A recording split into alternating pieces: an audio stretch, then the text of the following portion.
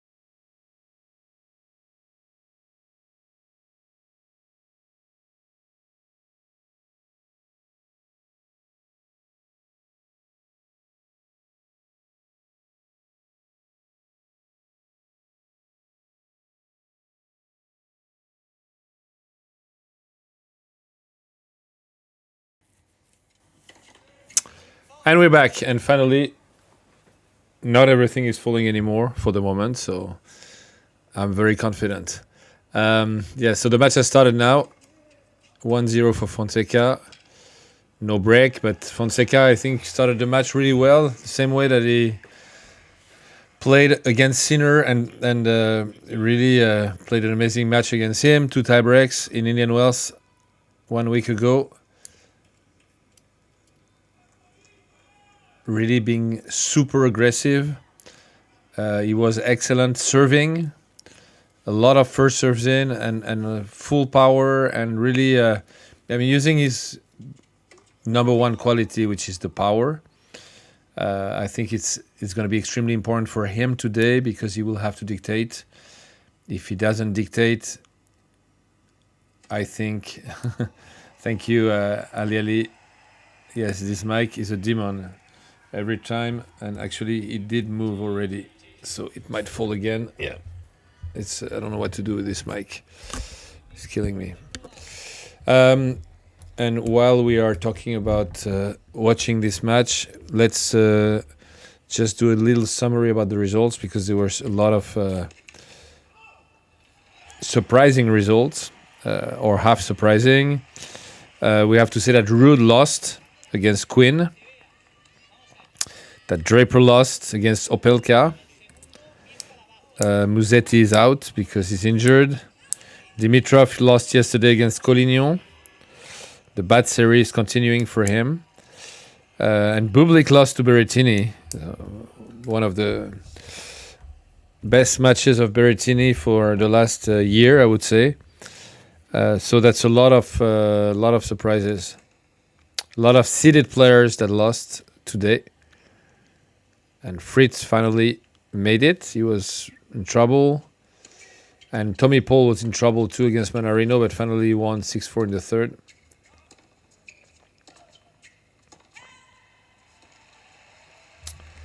Yeah. I spoke about why I think that Fonseca is playing well at the moment. I feel this match that he played in Indian Wells against Kachanov was really a game changer for him. He really, I think, felt how he needed to play, which is accepting to rally against those guys because he can definitely rally, being very aggressive, but controlled aggression, not going for crazy winners, which he was doing a bit too much before. Now he's building. I mean, of course, he's very offensive because that's his game, but he accepts that, he has to rally against those guys. And he's very creative. I mean, a big asset for Fonseca in this match is the crowd. The Miami crowd, there are so many Brazilians and they're so loud. I think the crowd is going to play a big role, pushing him really hard. And at the changeover, we'll go through all the statistics that my team worked on to explain at the same time why Alcaraz lost against Medvedev last week and what Fonseca has to do if he wants to have a chance to win this week. Double fault. This mic is a demon, definitely. Actually, it's moving alone. It's unbelievable. It's crazy. It's moving. Yeah. It's going to fall again, 100%. But I continue until he falls and then we'll make a break again, I guess. My feeling is that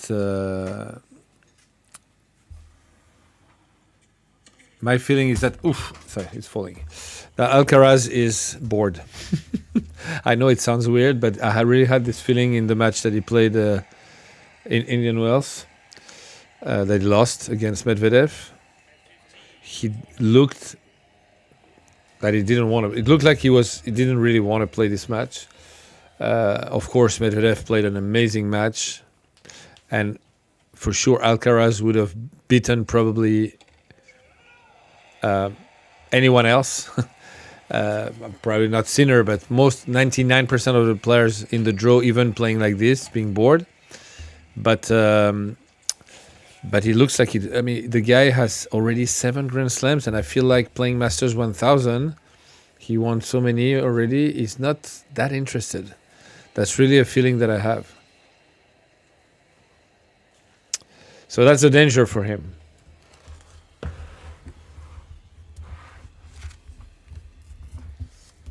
My microphone is trying to escape from me. I knew this book will be useful. But not for the reason that I thought. They're trying to do something for the mic to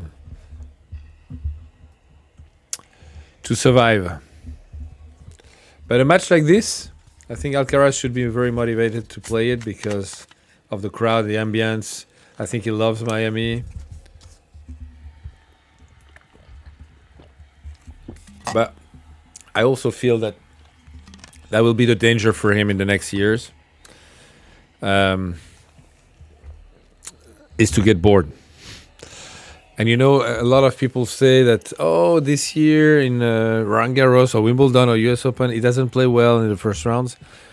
Yeah, he doesn't play well because he's bored.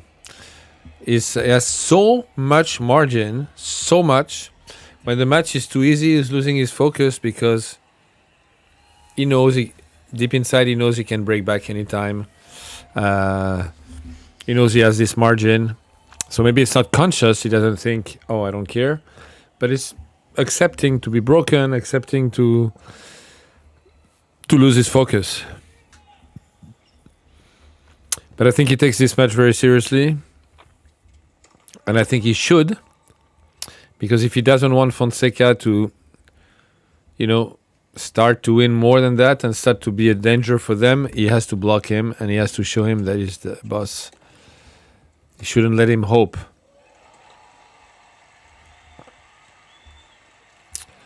And he did a very good start of the match. Fonseca did a first game that was amazing, but Alcaraz responded in the best possible way and broke him.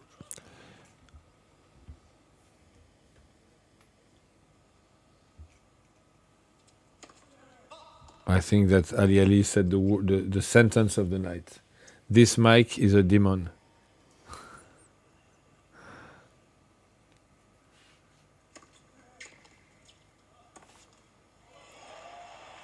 Yeah, didn't stay in that forehand and then that backhand. Alcaraz, he played the backhand moving sideways. Didn't commit 100%, and that's why he missed it.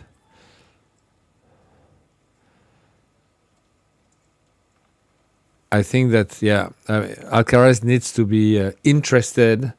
He needs to be enjoying himself on the court. Otherwise, he's not able to play the same level. And tonight, it looks like he's enjoying. I saw him with his team. TV showed him with his team before the match. He was laughing. He was happy. And I'm sure 100% that with this crowd around, again, with this atmosphere, he's going to be pumped. Even though most of the people are going to probably root for Fonseca.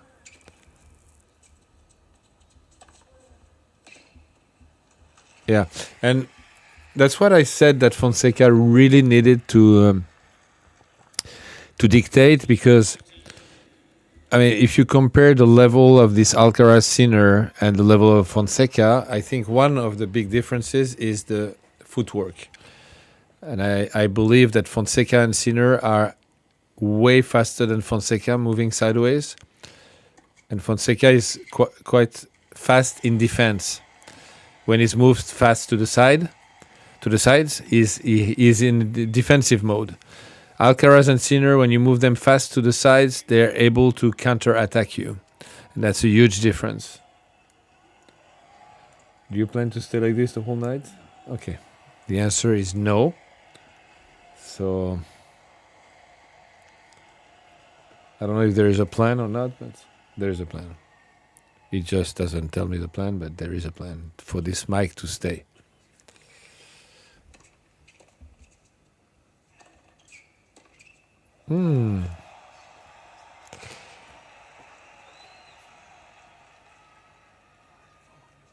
Fonseca, a lot of times he loves to attack cross court.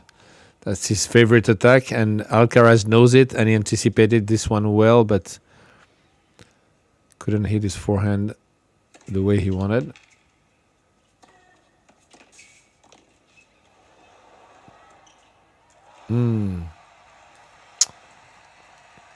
Not a great volley for Fonseca. The ball was way over the net. It was not a very difficult volley. And he was lucky because even his approach was too short to get a volley like this easy. He was lucky, but he couldn't really finish. He hit the net.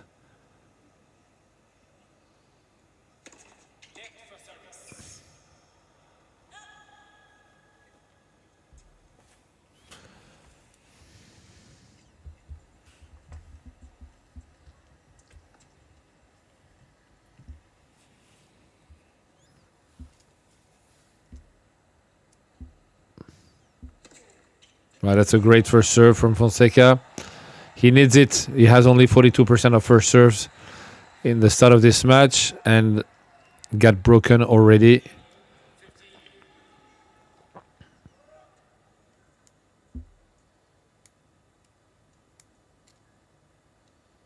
And that's probably the reason why he got broken already.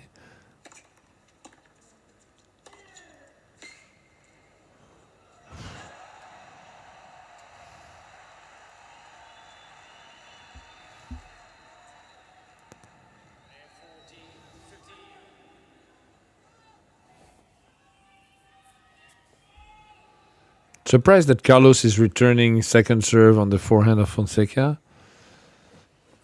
He should really block him on the backhand and then attack the forehand rather than start on the forehand, because Fonseca goes full power cross court.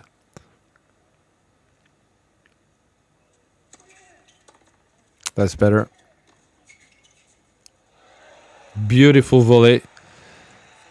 The Brazilian anticipated the drop shot, and Carlos decided to volley deep in front of him.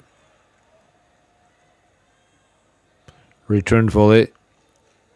And even though the return was very short, it was on the backhand of Fonseca, and he was able to hit a good volley after that.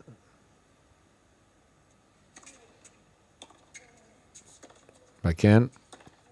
Backhand to backhand.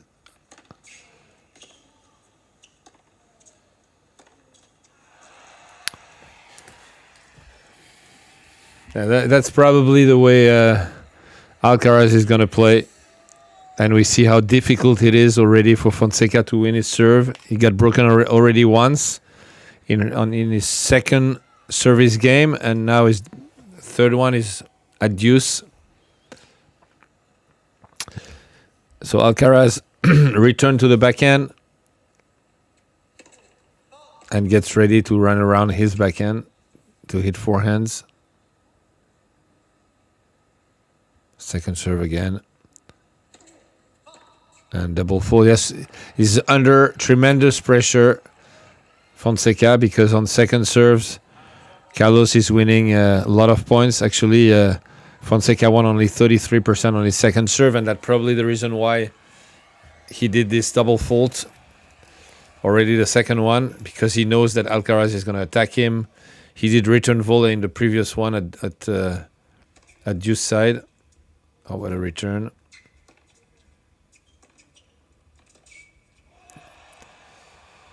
I have to say also that the match against Medvedev, Alcaraz did a lot of forehand unforced errors, and a lot of them when Medvedev was changing rhythm on his forehand, and he was late in his preparation, and he hit a lot of forehands with a contact point that was way behind him, which is the reason, like on the last one. That's why I'm thinking about it, and that's the reason why he missed. That's not a good return because he plays high on the forehand of Fonseca, who goes again cross court full power. That's his signature shot.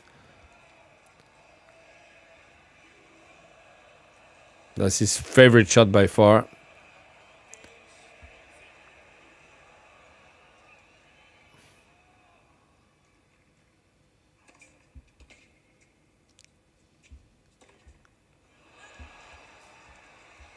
Big unforced error on that forehand of Fonseca.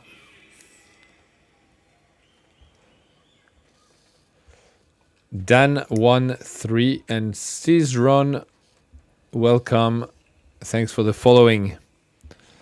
We're watching a very interesting match between Fonseca and Alcaraz. Good serve. Slice serve, which is probably the best serve of all. I'm not saying Fonseca's best serve, but the best serve of all. It's so difficult to return this one. If the zone is short enough and with enough spin, it really throws you completely out of the court. And even if you find a way to hit the ball back, the court is fully open. Great that Alcaraz was able to win his service game. We'll do a short cut because we need to fix that demon mic, and then we'll be back in a few minutes.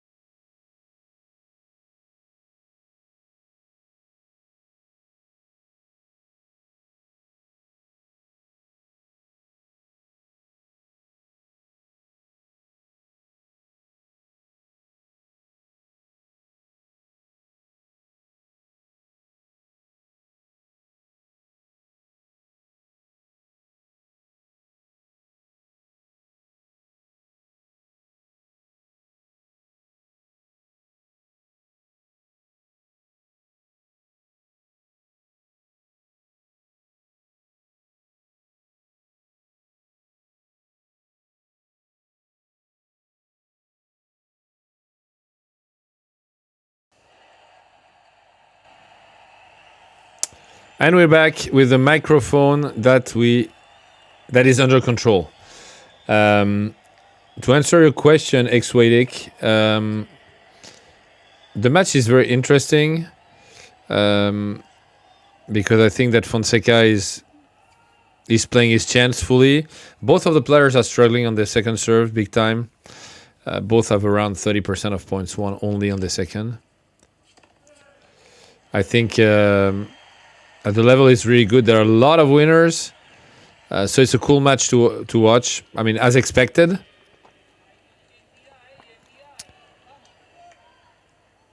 Fonseca got broken early.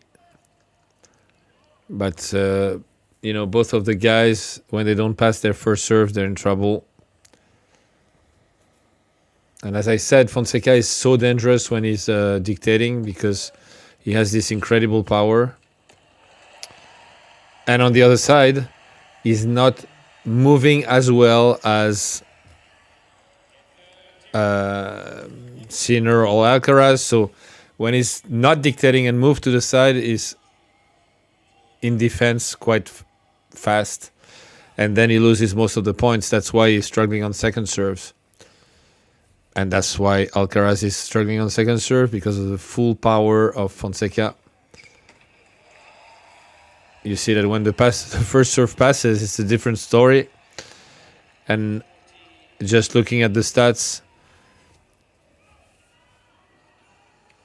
Carlos is winning 100% of his points on first serve so far, 9 out of 9, and only 2 out of 7 on second serve. So look at the difference. It's amazing.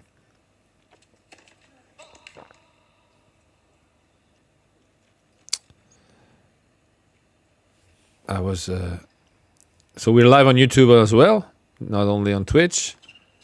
Oh, a big double fault. And both of the players did double fault because they're scared about the return on second serve. They're scared that the opponent is going to be super aggressive. So they kind of force it a little bit, and then they double fault. On YouTube, Boobchi and R5MB saying that Fonseca is not playing aggressive enough. I think it's difficult for him to play more aggressive than that. He cannot always.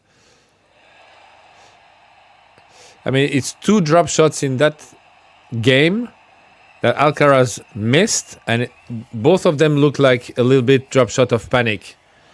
I don't know what to do with the ball. Okay, I'm going to drop shot.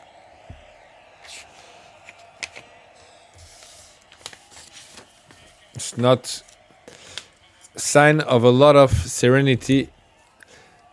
It's a big match for Alcaraz because, as I said, he needs to win this one. Because he needs to show his opponent that he's not at the level yet. He has to show him that. If Fonseca would win this match, that's the type of matches that bring players to a higher level, and he knows how much Fonseca is dangerous for the future. For his future, he cannot let those guys that are so good come even close to his level. And I told you just a few points ago how much this slice serve was a key. And I explained that it really throws the player far out of the court, and then the down the line is completely empty, and Alcaraz just showed it in the best possible way. He hit a forehand down the line winner with a lot of margin. Saved by his first serve. Again. It's crazy. 12 points out of 13 won on his first serves. 92%. 2 out of 8. 29% on second. That's crazy, the difference. But I think everything is said with those stats. Whoever's dictating is winning the immense majority of the points. So I understand the point saying that Fonseca is not aggressive enough, but I don't think he can be more. The question is he in a position to be more aggressive?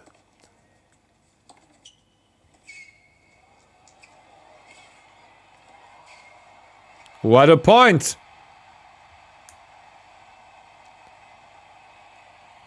And we see the Brazilian fans who are crazy. That's cool. I mean, that's the type of match I would pay to watch. The last forehand, I think Alcaraz can do more.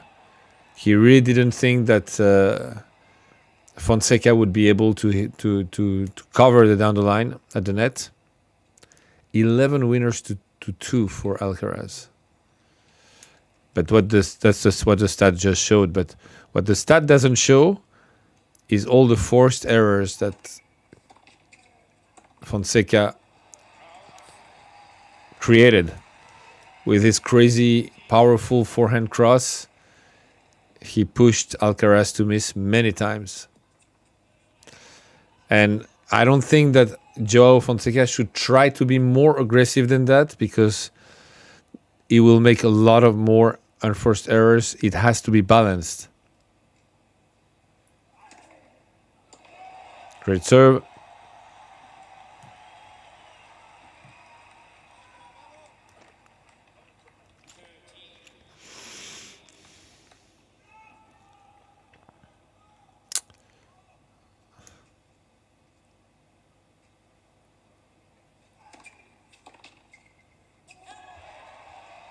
Another good serve.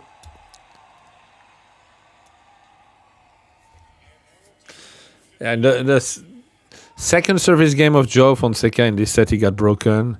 Didn't pass many forced serves. Got under pressure. 1 or 2 mistakes. Boom. Break.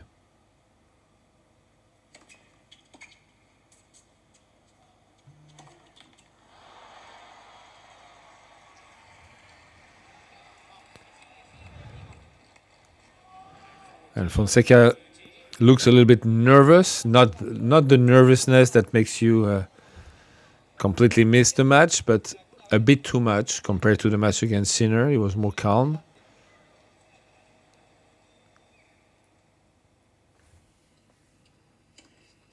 Oh, what a serve. What an angle. Amazing kick serve with an amazing angle. Hi, V1TTI. Hey, Pat, I know you already got Vic. So you're probably referring to Victoria Barros from Brazil, who's a young player that is practicing at my academy since she's 12. And she's top 20 in juniors in the world. And she's 16 now. Can you give Bia Haddad a call? Oh, so you're a Brazilian. It's all the Brazilians. We have a stats. We have a statistic. So let's put it on the screen. And Fonseca is stuck behind the baseline. So, as a reminder, Medvedev beat Alcaraz by spending 39% of the time inside the baseline. That's how he dominated him. And Fonseca needs to do the same if he wants to be able to, have a chance today. He played 40 first point. Out of the 40 first points played, he was only 7 times inside the court. So it's very little. Maybe we can go through also the statistics, the ones on the preview that my team worked on. We didn't show you because we had major mic issues, but now we can. It's the changeover. There was a few interesting things. We should go through them. Okay, pressure points. That Alcaraz is incredible when he has to face a pressure point, and especially break points. He won 70% of the points this year when he had to face a break point. When you look at Alcaraz, it's only 56%. Actually, you saw the game before. On his serve, he was down love 30, and I think he played incredible from that moment.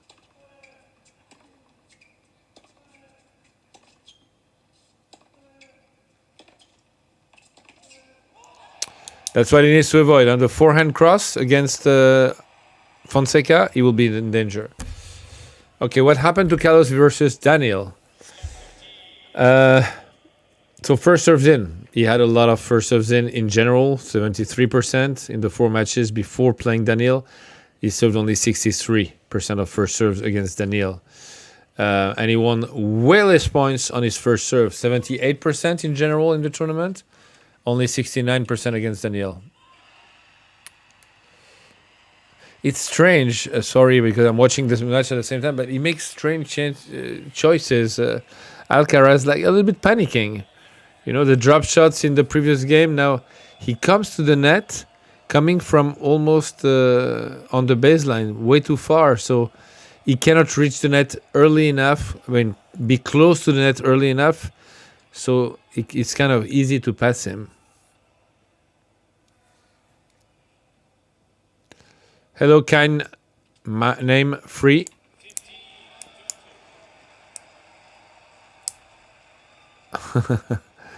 Yes, I can say greetings to your friend Yanis. Hi, Yanis. Greetings. Let's go back. Let's go through the what's next against Daniel. As I told you a bit earlier, Daniel hit 39% of the shots being inside the court. That's crazy. Only Rinderknecht, sorry, did more, but he's playing serve and volley. So, but still, he was a set and a break up against Alcaraz, playing a lot inside the baseline. So that's how Carlos is so good. When he's dictating, when he's inside the baseline, then he can be creative. If he's stuck behind and somebody is inside, then he's in trouble. That's a really bad mistake from João Fonseca because, yes, that was probably the right thing to take some kind of a risk, but you can't miss. It's 15-30 on Alcaraz serve. I mean, you have to play the point. You can't hit a mistake on the first shot.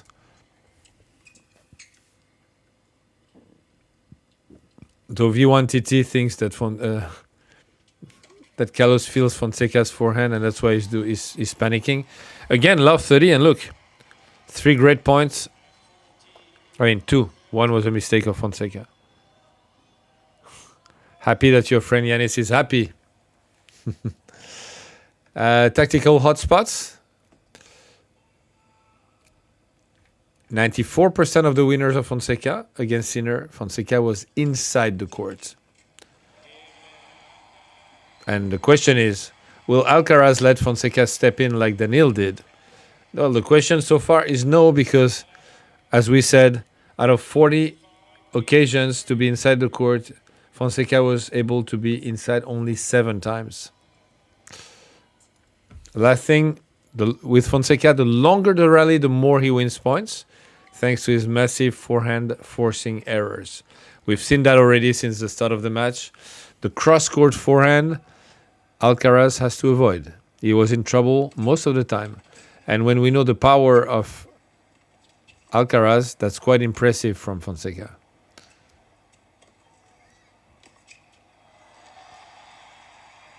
Another point won by Carlos, coming to the net, taking his chance.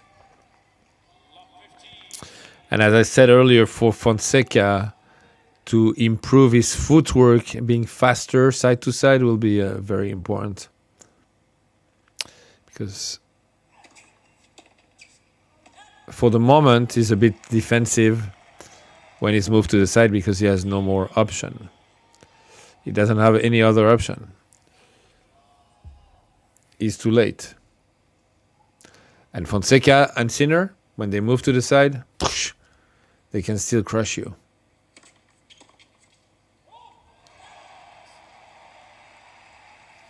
I'm surprised also by the fact that that Alcaraz struggles a little bit to hit to return the serves of Fonseca, because Alcaraz is amazing at returns.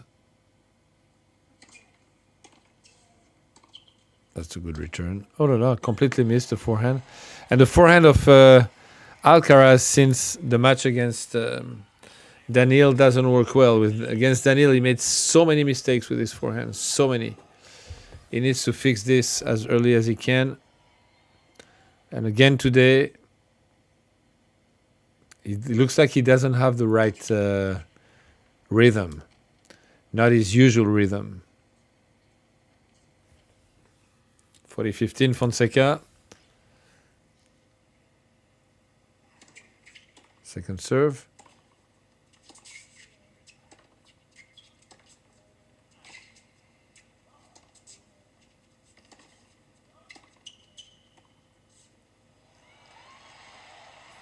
Yeah, and Carlos knows it. So you see, he attacks down the line and then he plays short cross to force Fonseca to make a long run to the side.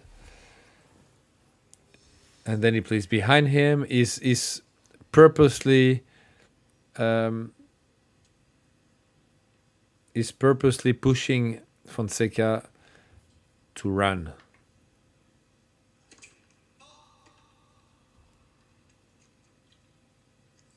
Second serve again. 27% of points won by Fonseca on second, so big danger for him. And again, a forehand miss from the Spanish player. That's been a bit worrying for him in general for this tournament, because that's his trademark: the forehand, the power on the forehand, the ability to hit winner with a forehand from any place in the court. He's a player who runs around the backhand so much also to hit forehands. I mean, the forehand is his number one weapon. So, of course, he has other ones.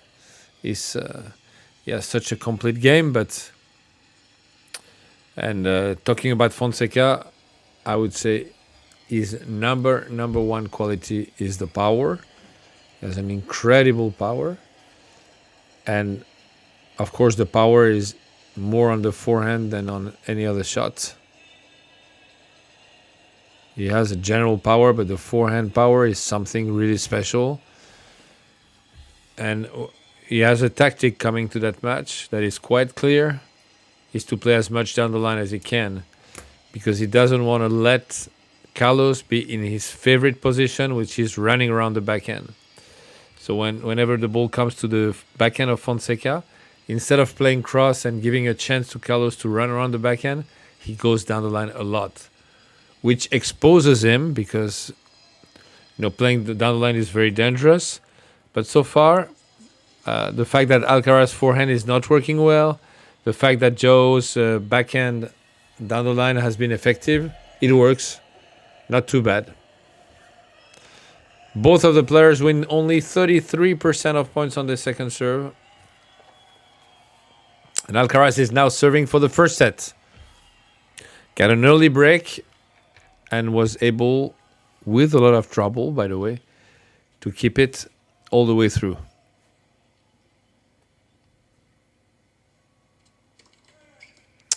And in a few minutes, we're going to have a match between Jiří Lehečka and the surprise of this Miami Open, the French Moïse Kouamé, who's extraordinarily young, only 17, and he won his first match on a Masters 1000. I watched the match. It was crazy because Moïse was literally starting to cramp at the end of the second, having lost the first, and he won in 3 sets. Ends up on almost full body cramping.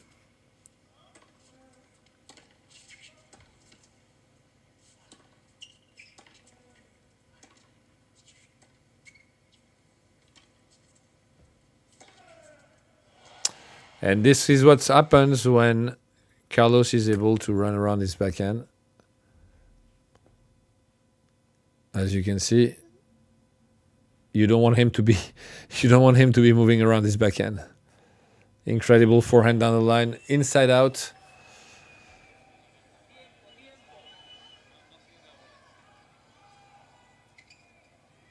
How low on his legs he is, how balanced, that's really amazing.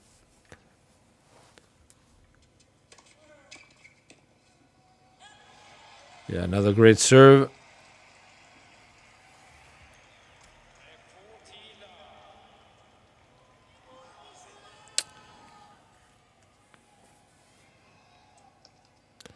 Good percentage of first serve, 67, for a player that is not as tall as most of the guys on tour.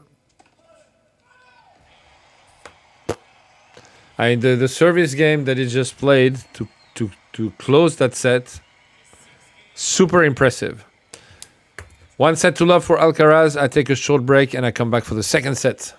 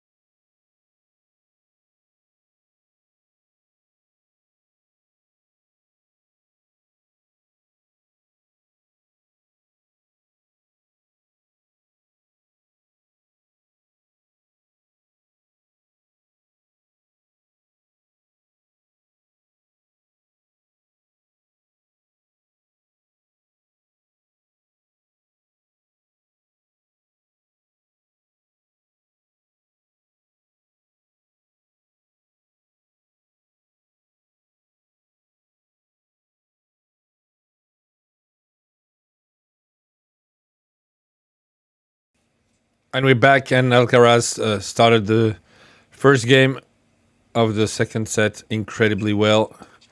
He looks pumped. Really looks like him winning the first set was very important, makes him feel free. And again, way more offensive even in that second set start. I mean, he knows that's what he has to do, and he has to break points straight away.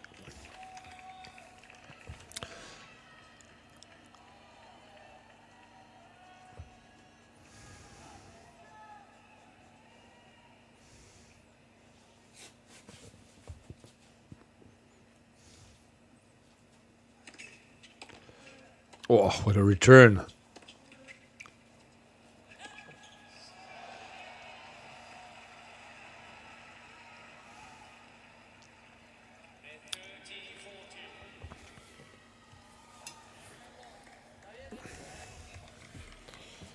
Fonseca knows he can't afford to be broken again at the start of the second set.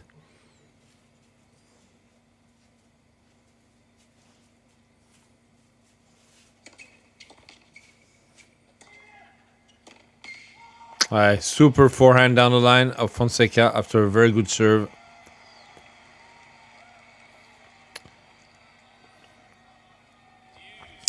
I remember when Alcaraz was coming up, we were so impressed by the power of his forehand. I think Fonseca has at least as much power as him.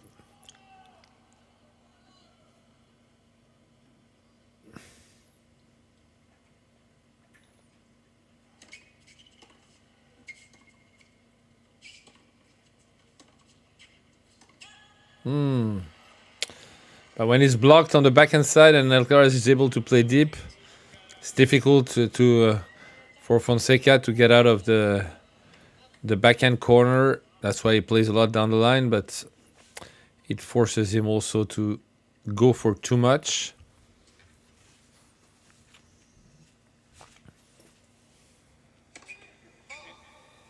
Another break point stuff at the moment. A lot of pressure on him.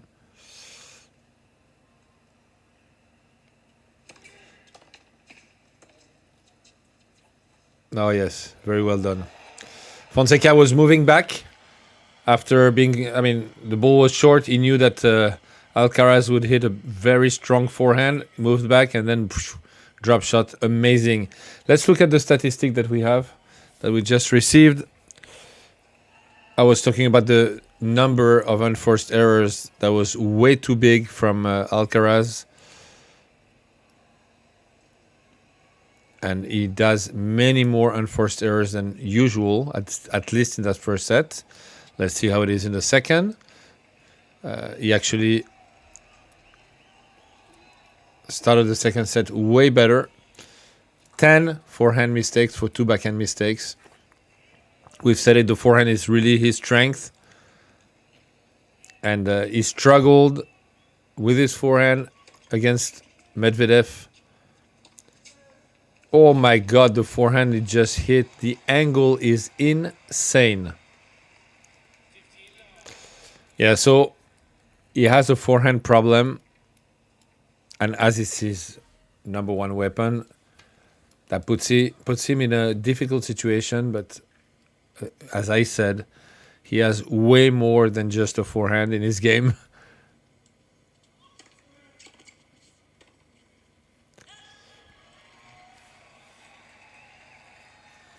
Good return from Fonseca. Deep, fast, on the forehand of Alcaraz. And that's only the unforced errors.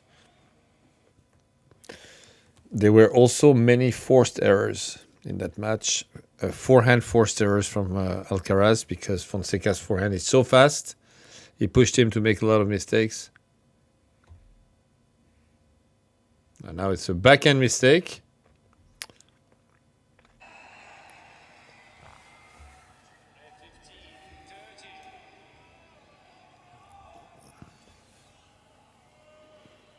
In the first set, Alcaraz was able to get out of difficult situations on his serve many times. Love 30 twice. Let's see if he's able to do the same in the second set. Welcome to new followers also. Oh, that's a great serve, body. And a forehand winner. Welcome to K774AN, K Free, and Donval Divya. Donval Divya. Last 3 followers. Welcome.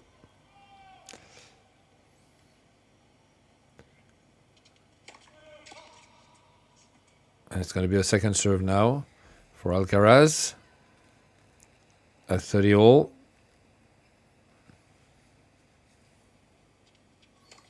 Oh la la, it's a huge double fault. The serve was way out. But I still feel that Alcaraz is nervous in that match. Even though he started the second set really well. And now he has to face a break point.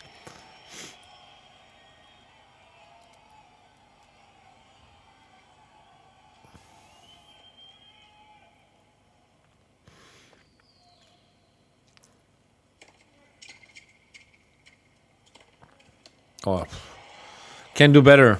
Serve is amazing, and swing volley from almost from the baseline, just 1 meter inside.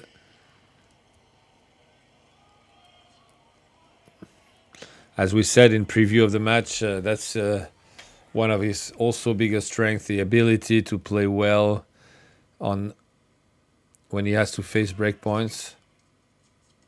No. It was not great, the drop shot, but as you could see, Fonseca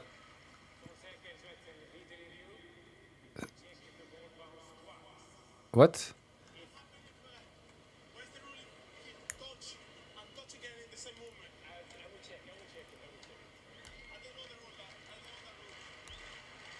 I don't know what Fonseca asked the chair umpire. I mean, Alcaraz said, I don't know the rule. And they're checking on the video.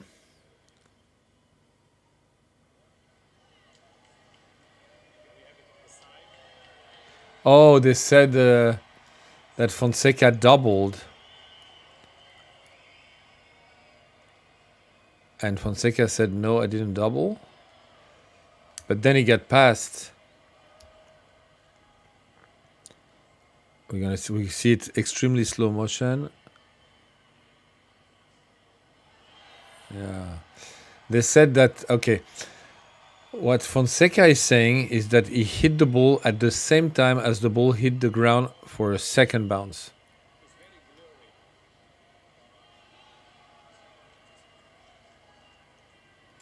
So the chair umpire, which is exactly what happened.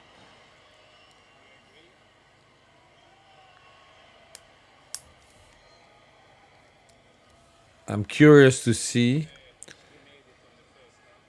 that if the chair umpire decides that it's not double bounced, I think it's double bounced.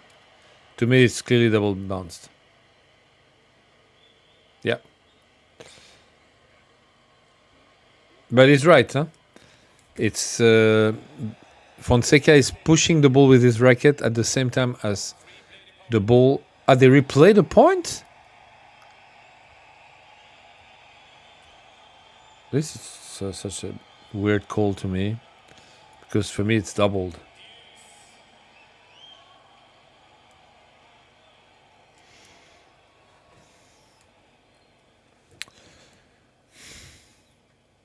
No comment. I don't want to be rude to anyone, but to me it's another mistake from this chair umpire, who's the big specialist of mistakes. I've seen so many from him. Anyway, doesn't change the score. Game point for Alcaraz.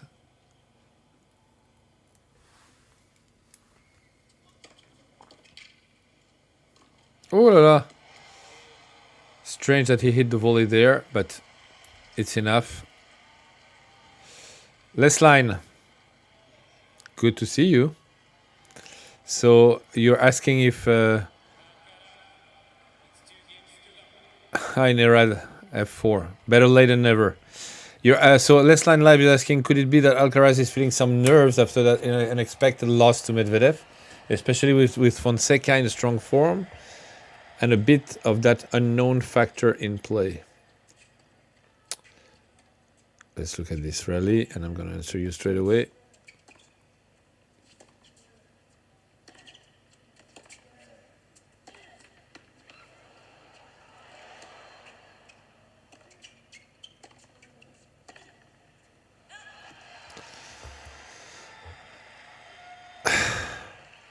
Petit Philotube is asking, are umpires ever right? Well, to be honest, it depends on the umpires. Some take very good decisions. Some others make a lot of mistakes.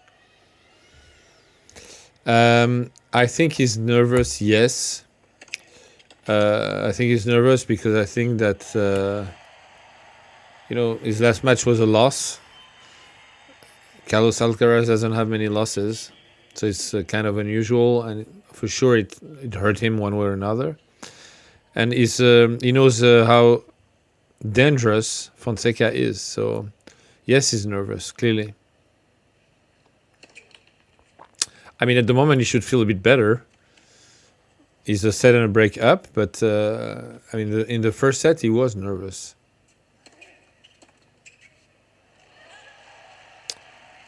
Yeah, Carlos had the intention to do return volley.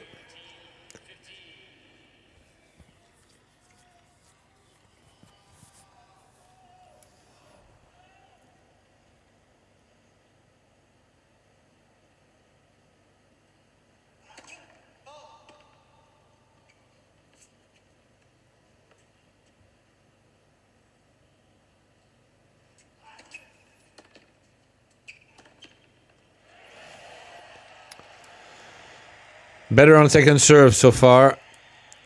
Fonseca was really struggling on that in the first set, winning only 30% on second, but this second serve is way better. And the winner of this match will face Korda, who beat Carabelli 6-love, 6-3. Korda, who's back in a good form also.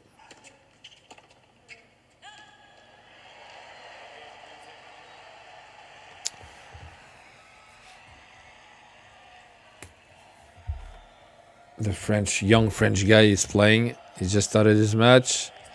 Oh, and there is a Tsitsipas de Minaur at the same time. And Tsitsipas is up 5-3.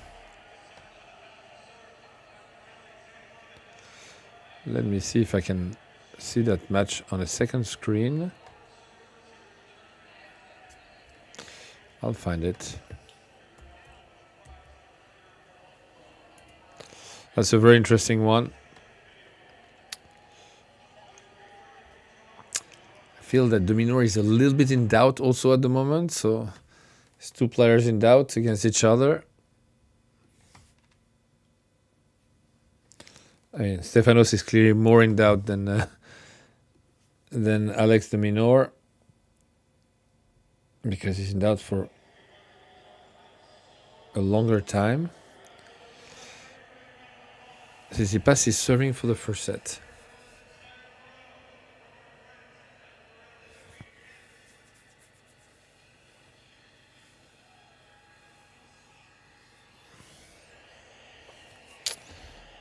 And Collignon is playing against Koboli. Kwame, the young French player, is just starting his match against Lehechka. 1-0 for him.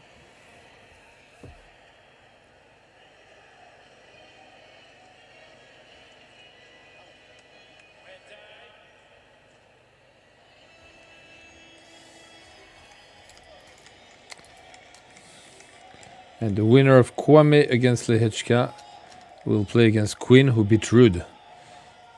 That part of the draw is really more open. Also with the same part of the draw, Draper, who lost to Opelka.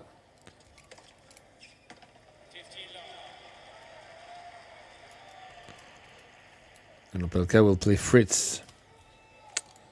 in the next round.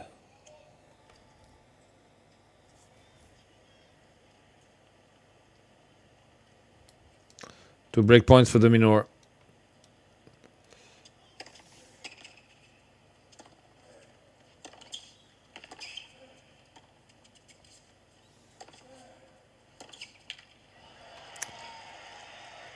You see the difference, huh? When Fonseca is moved fast to the sides, he's missing a lot. Hello, me check. Another night session. Yes, true. I mean, when you're in Europe, it's really a night session. It's a very night session.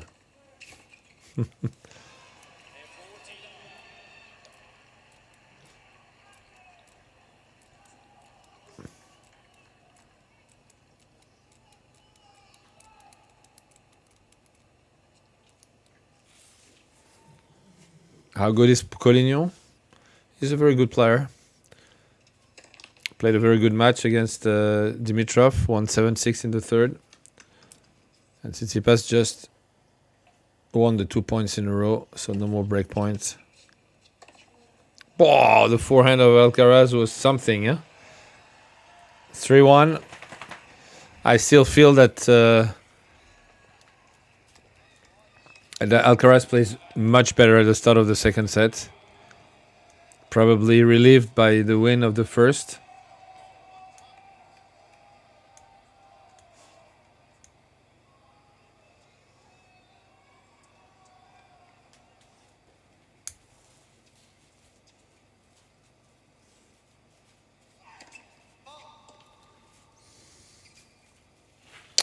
Yes, let's line live. It's a limited sleep session, yeah. Very limited. Again, down the line backhand for Fonseca.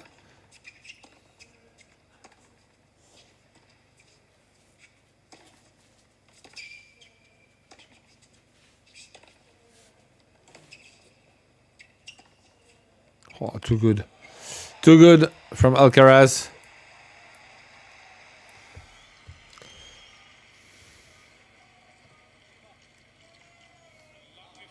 Yeah, Nerad, F4. For you guys who are in the US, we're going to enter very soon in our ideal time zone with the European swing. Finish the matches for us that start at 2 or 3 a.m. But for you guys, it's going to be tough.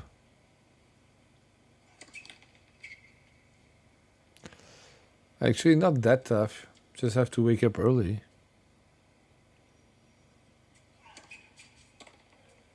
Ooh. Alcaraz, who missed the return, was a kind of an easy one because the ball was... Second serve was on his forehand over the shoulder. It's the type of shots that he really likes in general. And while we're talking, Stefanos won the first set against the minor.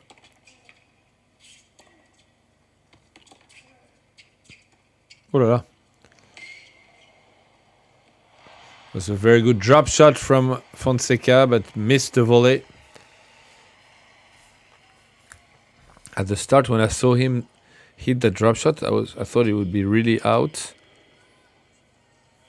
It looked like he missed it, but it was in. Alcaraz is so fast, and he was able to drop. And that's what you have to do if you can, is to drop a ball very low to force a difficult volley.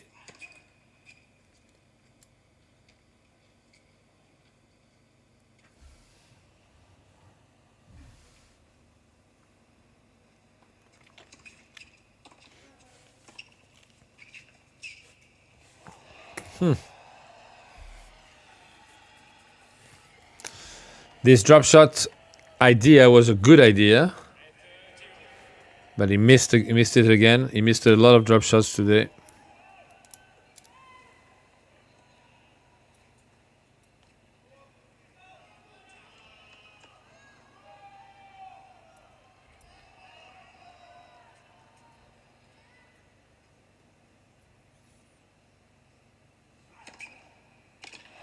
And an ace.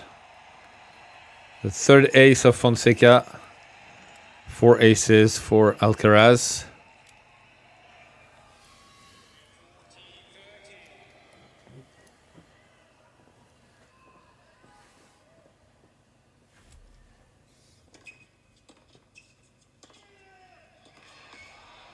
Yeah, that's kind of the worst return you can hit against Fonseca.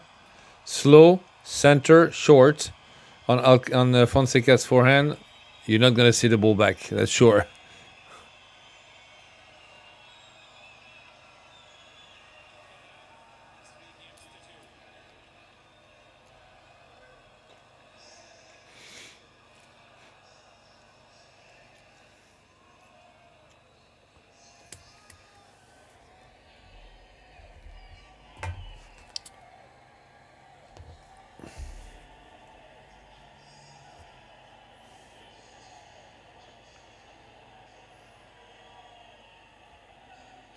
Collignon, 5-all, break point for him against Cobolli at 5-all.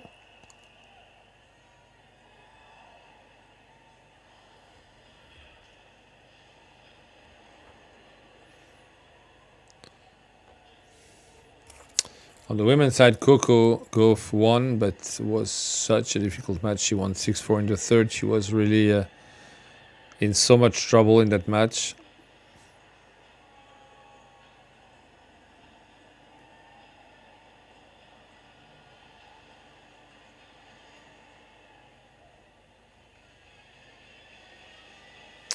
I want to see the statistics of Coco. Okay, against Cocciaretto, who beat her not so long ago. I think it was at the Australian Open.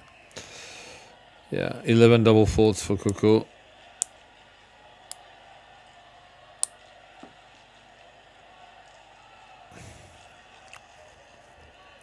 She won once again thanks to her incredible fighting spirit.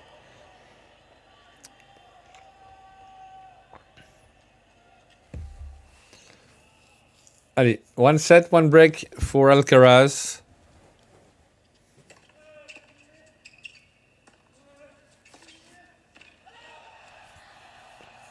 Again, Carlos coming to the net from too far. Hi Patrick, so message from Mikael SFHT.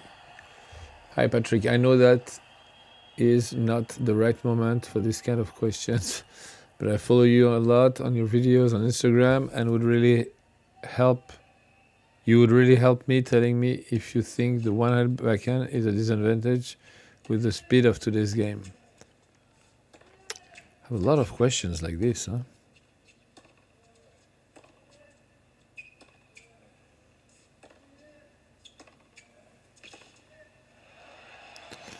Yeah, when Carlos is able to move the ball around like this and really force Alcaraz to run 1-2 meters more on the sides, it ends up with an unforced error from the Brazilian.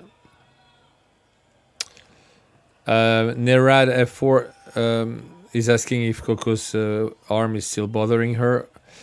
I don't know, but what I know is that in her speech after the match, she said that it has been a very difficult week. So, and if I just look at her level of play today, I guess it's either that she still has pain, or that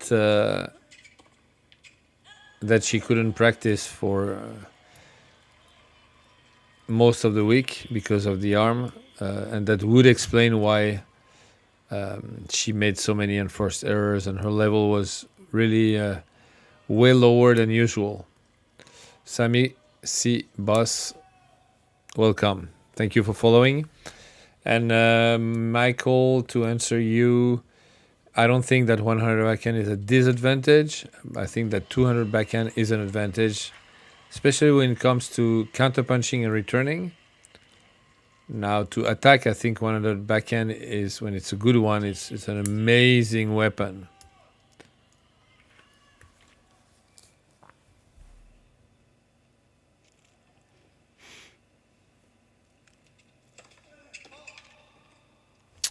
Yeah, the percentage of first serve of Alcaraz really raised a lot. He's at 71 now, with 82% of points won after it. So just shows how difficult it is to break him.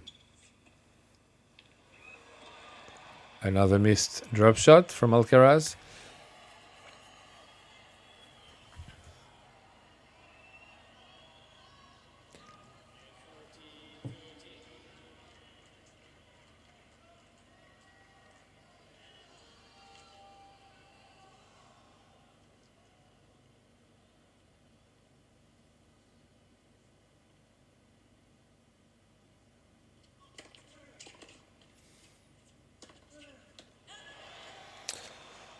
That's a big mistake with the forehand.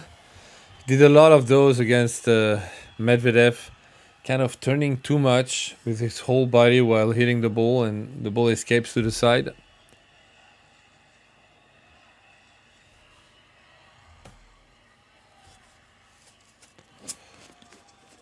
Just gonna drink.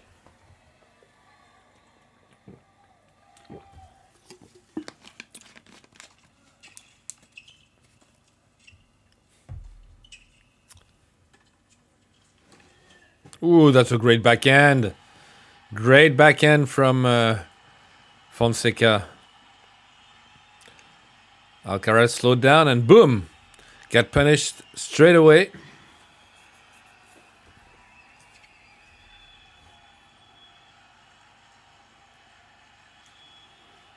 Wow, the crowd is crazy.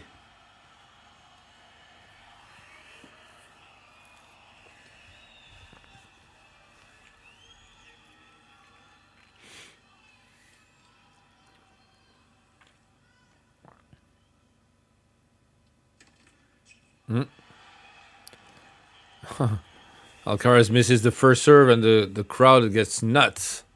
Second serve.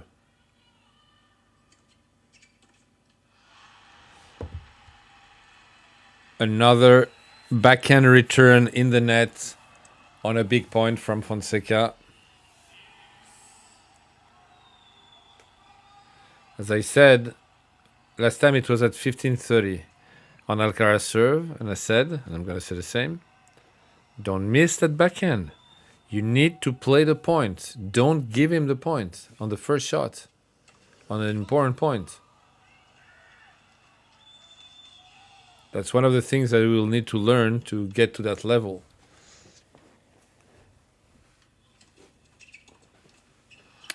And another backhand return missed in the net.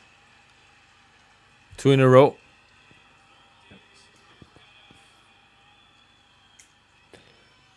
You can't miss these occasions, and especially that way.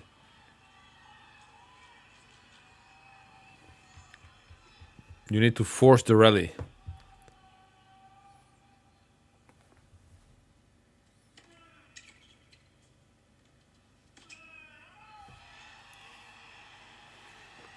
And Alcaraz saved his service game once again.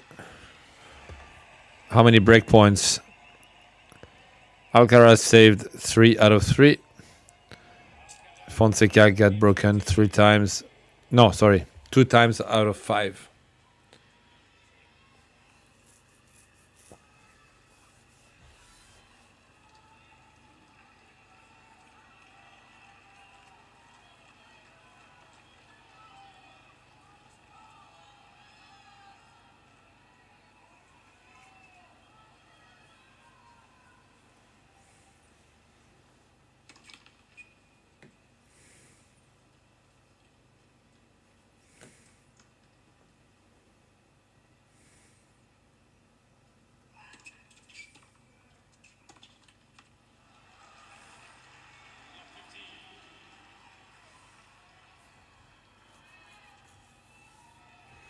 I have a second screen with the match between Tsitsipas and Dominor, and Stefanos is playing really well.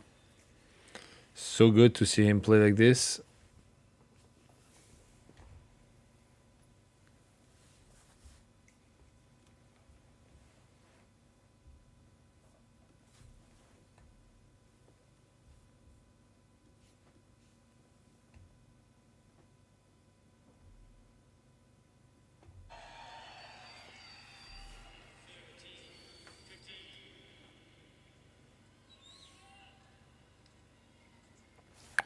Crazy to think that Stefanos is not seated anymore, so you can technically play anyone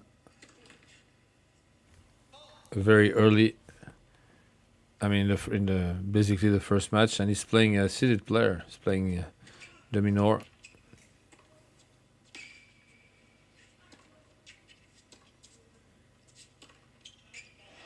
That was amazing.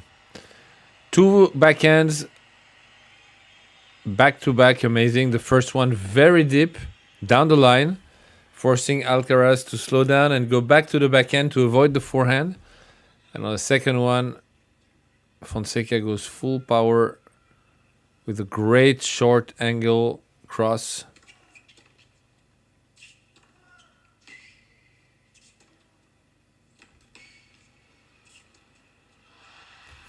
Wow, what a defense from Alcaraz. His defensive skills are unreal. His offensive skills are unreal. His power is unreal. His touch is unreal. And his ability to go from defense to offense to the net, also incredible. Oh, he moved back to return. For the first time, he moved back a lot to return the first serve. Hello, Sandro Curzi. Yes, very deep return, center, great. And you see when he once again, he moves Fonseca a bit more with his forehand, finding a good angle. Fonseca misses.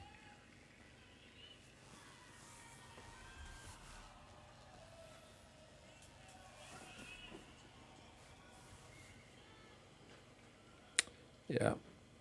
When you're ranked 51 like Stefanos, as you said, Nerad F4. Wow, what a defense. It's unbelievable.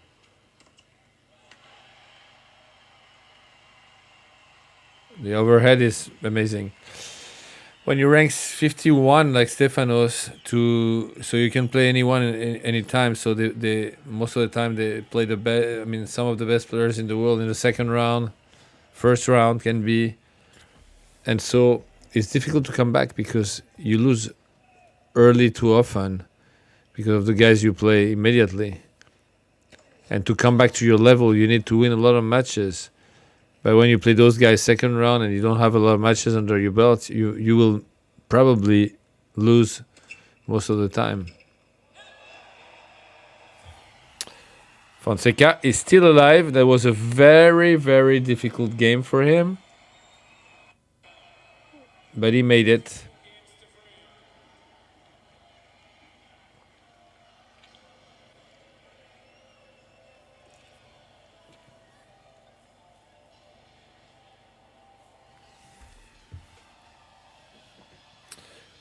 I was with friends today and we were saying, actually my friends were saying, oh, when Stefanos was at the top of his game, it was one of the most exciting player to watch because it looks really amazing, his tennis.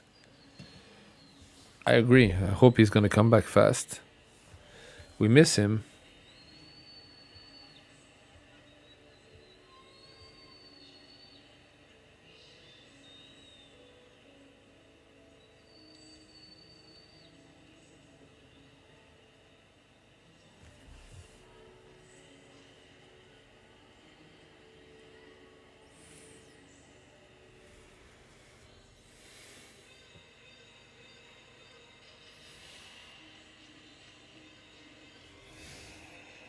You're welcome, Nerad D4.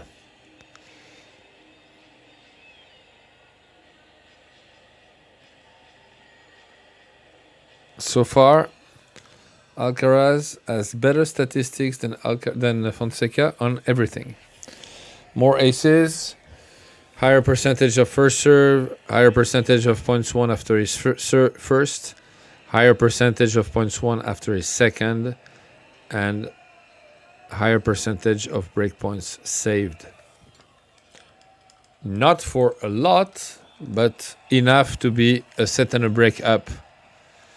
And yes, Petit Filou Tubes, Kyrgios Stefanos was at Wimbledon, was a very fun match to watch for sure.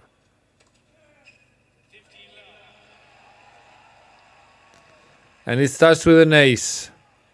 This game to potentially be up 5-3 in the second set.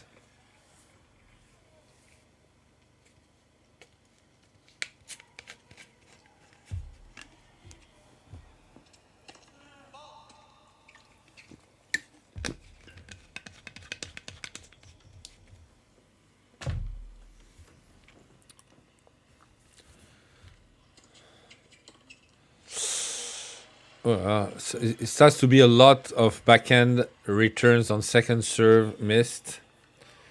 Way too many.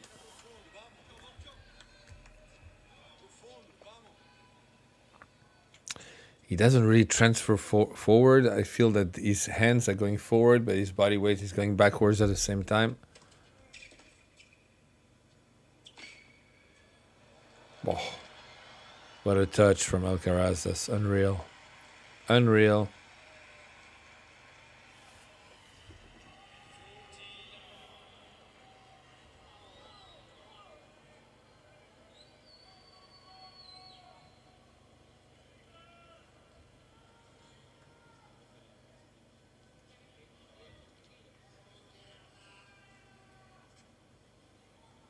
Ooh. He feels something on his legs, apparently, Alcaraz.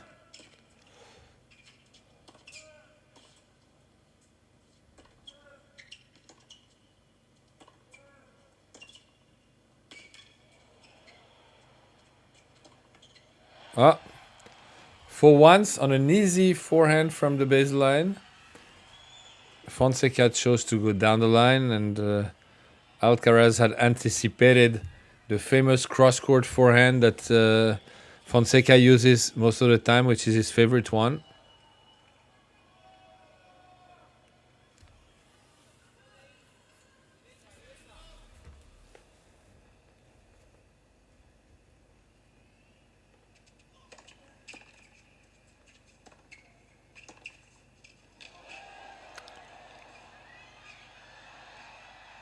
Wow, what a point!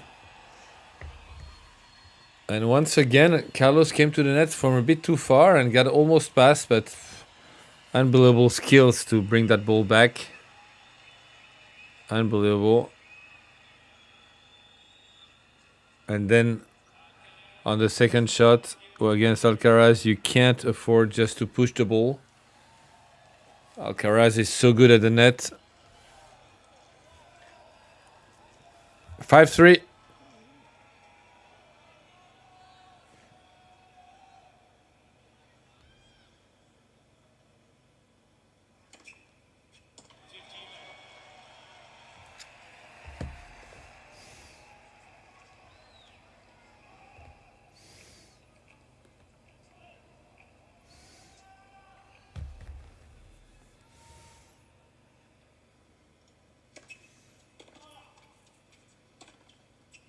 Ooh, that forehand is out.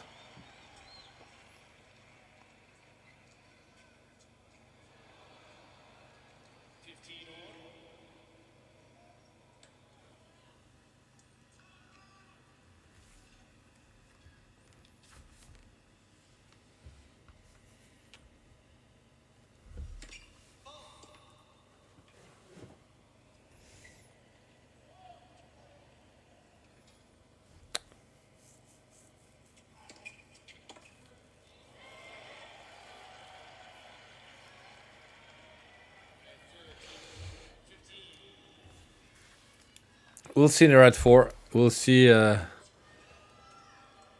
Carlos is going to manage his service game when he's going to serve for the match.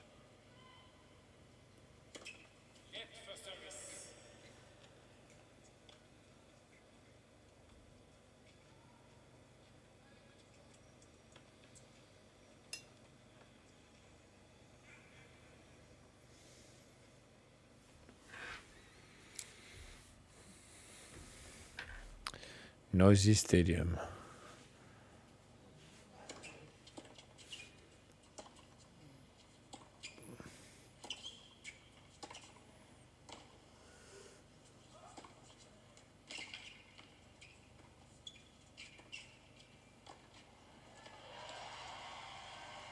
Too good from Alcaraz.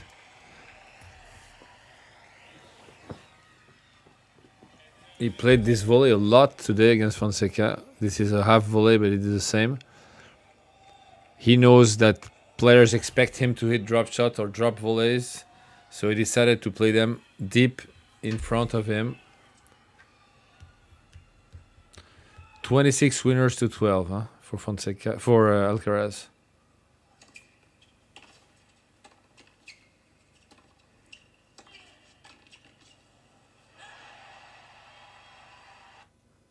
Incredible return, but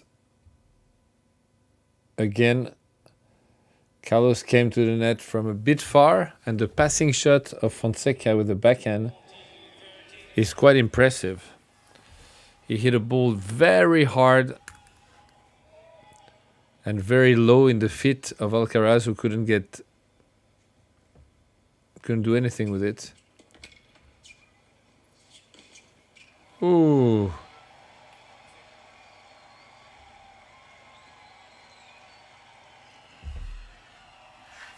And Fonseca wins his service game, so Alcaraz will have to serve for the match.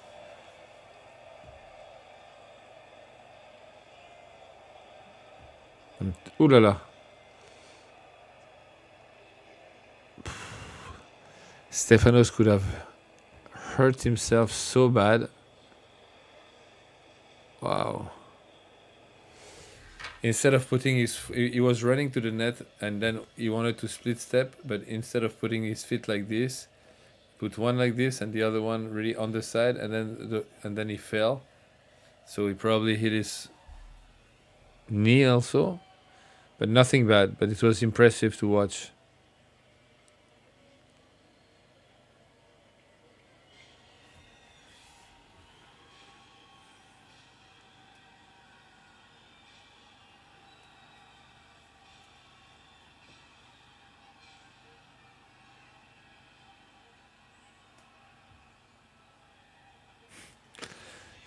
It's funny, Nerada 4, that you say this, because I was thinking about it just a few minutes ago. I was thinking the two loudest crowds are probably Alcaraz and Ela. When they play, wherever they play, the crowd is crazy. So if they would play mixed doubles together, that would be interesting, by the way.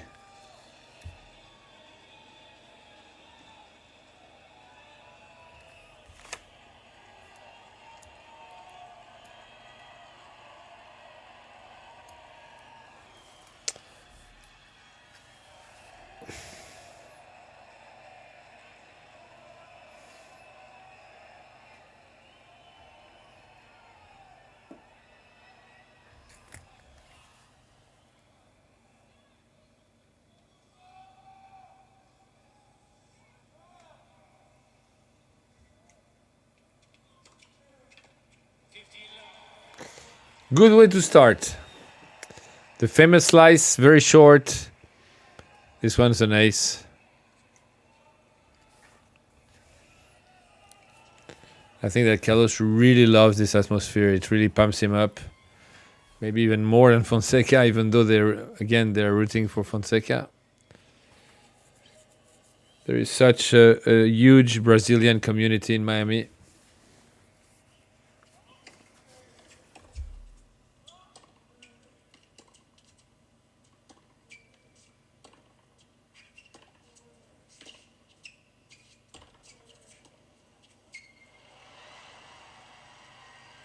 Strange this point, Fonseca got super defensive, which is something he didn't do once since the start of the match. He's just trying to punch all the time.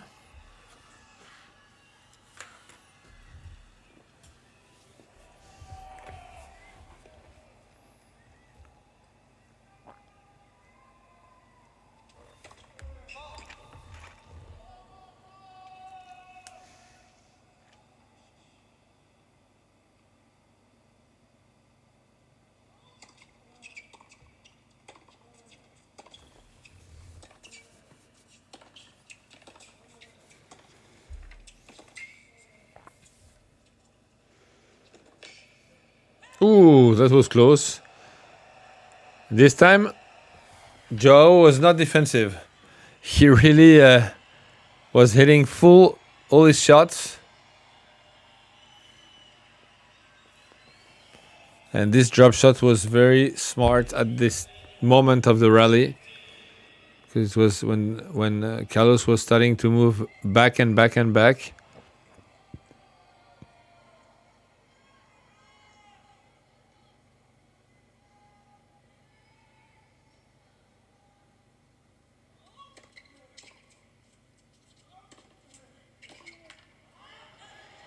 And once again, Alcaraz comes to the net to finish the point.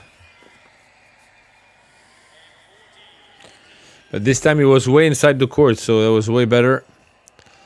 And too much points for Carlos.